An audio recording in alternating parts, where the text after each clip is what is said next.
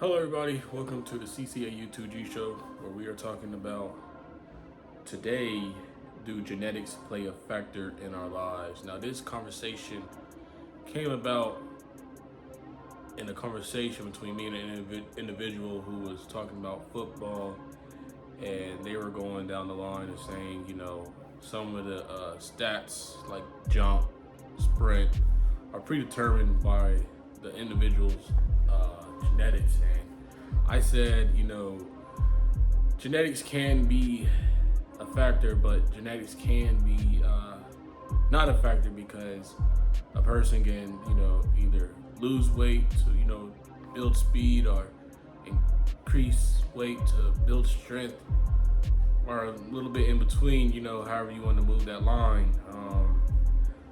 But I also said, let me do some research, and I'm going to create a video on, how do genetics play a factor in our lives. First, many people think genetics are a singular thing, but genetics is the branch of biology that studies genes, heredity, and the variation of organisms. Genes, heredity, and the variation of organisms. That is the researcher's definition of genetics. Genes is how the body grows, look, and work. So when you look at yourself or look at someone else, you're looking at genes. Genes can change. Genetic affect almost every part of our daily life. Looks, digestive system, health risk, and daily habits and behaviors. Scientists call what you are born with is the genetic lottery, which is born with a combination of genes that gives them an advantage in certain areas like health, sports, or physical traits. 2.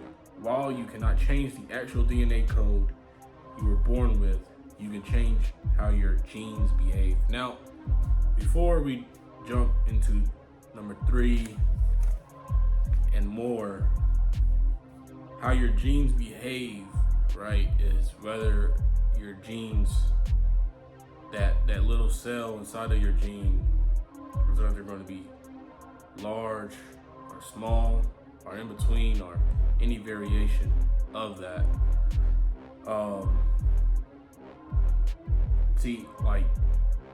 You can change your hair color, but underneath, your genes are going to produce that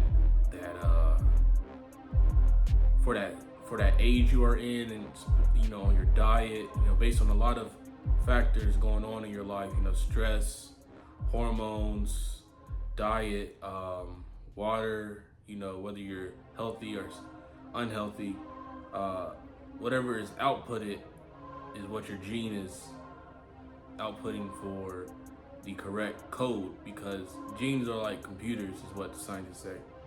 Number 3, to keep your genes running cleanly, it is just as important to avoid foods that flip the wrong switches. See, their jargon is quite broad here, but I know what they're saying. So flip the wrong switches, as I previously stated, making you either on high on the scale or low on the scale, whether you're, protruding out or, protruding in. They say that, foods you want to stay away from are refined sugars, trans fat, and heavily processed convenient foods. I do agree, but then I also say, you can kind of just count your calorie intake if you are, in a tough situation to where, you can't afford healthy foods, because healthy foods can be very expensive. and unhealthy foods, like processed foods like bologna, white bread, different types of canned foods, processed, any type of like processed like foods out there that you can count the calories and not overdo it. And I still feel like you are in the safe zone. But researchers say refined sugars, trans fats, and heavily processed foods should be avoided and just eat healthy. Physical movement is one of the most powerful ways to hack your gene expression. Now, gene expression is not a facial expression. It's the expression that is protruded out after the gene cycle.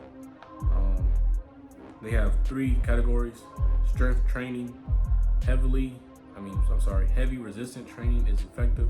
So for strength training, whether you're lifting weights, doing push-ups, or resistance training, like with the resistant band, all that is good for it. Running, long distance moving rewires how your body creates and uses energy. Once again, the rewire is not going to change you, like it's not going to make you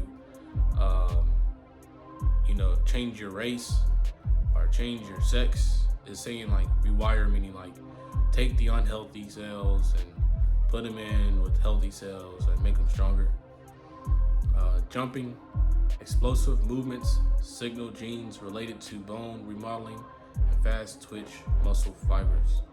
So these 3, with strength, running, and jumping, those 3 categories can't change your gene output and change the structure of your body frame and how you living a healthy life. Traditional surgery cannot alter your DNA or the genetics you pass to your children. Very true. Very true. There's been like a lot of stories, where I don't know if they're true or not, but I just remember reading about them in school, where someone rich married a beautiful woman who underwent surgery, and the children came out not with the genes of that person, and that person, flipped out, for lack of better words. You can find a lot of these stories online, but now that we're in the 2000s and 2026, surgery is becoming more popular. You have ab surgery, hairline surgery, muscle surgery, height surgery, facial reconstruction surgery.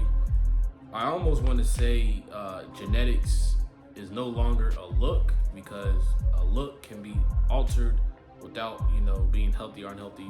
All you have to do is just have surgery. But the next thing that the researchers say is molecular surgery or gene therapy, right? Is where doctors directly edit genetic material to treat or cure underlying diseases at a fundamental level, not change the genes. They edit the genetic material. So genetic material is skin, hair, muscle, everything that is, I believe, outside and inside. And that's how they cure underlying diseases at a fundamental level. Fundamental meaning what you see now, like on the screen, or you look at someone, or when you look at yourself, that's the fundamental level. But inside, they can't change how you process the food, or how your genes take the food and take the necessary vitamins from the food and amino acids, and pull them out and use them to make up the genetic code that you were born with. That's one thing they cannot change. They can change your appearance, but they can't change the process. So the question was, do genetics play a factor in our lives? I would say, as of today, no, because They have technology that can alter your looks. They have so far many types of surgeries that can put you in the happy place that you want to be for self-love. And also, it just, genetics, right, is what you were born with and what you can change. But does it affect our daily lives? Yes. I mean, yes, on the other hand, because your digestive system, you need that every day, and your daily habits and behaviors, what you eat, if you eat it consistently, that's your genes saying they like that, So I still say no to a certain extent, but yes forever, because that's one thing you just cannot change. But no to the point where you can say like, oh, if I eat this, it'll take that away. Well, they have medicine and different types of doctors that specialize in that type of procedure. But irregardless, what you were born with, and if you want to maximize the more natural look, then yes, your genetics will play a factor, because contrary to belief, at a certain age, you stop growing height, and if you're trying to go natural, you're going your whole life trying to obliterate a myth that you can grow taller after a certain age. But we have surgery that can give you 4 inches under a year, with recovery and everything. If you're trying to like most people, they say, oh, you can grow your hairline back, but a lot of advertisement is going around saying, hey, you just get this surgery to put your hairline back on your head and keep moving forward and not worry about it. I mean, there's different tools. They have the roller with the needles on it that goes on your head. I don't know if that works or not, but they even have for your teeth, they have braces, dentures, veneers, skin. They have light pigmentation cream. They even have medicine that makes skin darker. So genetics is it's a very difficult subject to talk about, but does it play a factor in our lives? Yes, because you need your genetics to survive and to produce the positive energy that you have. So I appreciate you all for tuning in to this episode where we talked about genetics, and just went down the whole line of what is and what is not, where we're just trying to help you be the best person that you truly are. Thank you.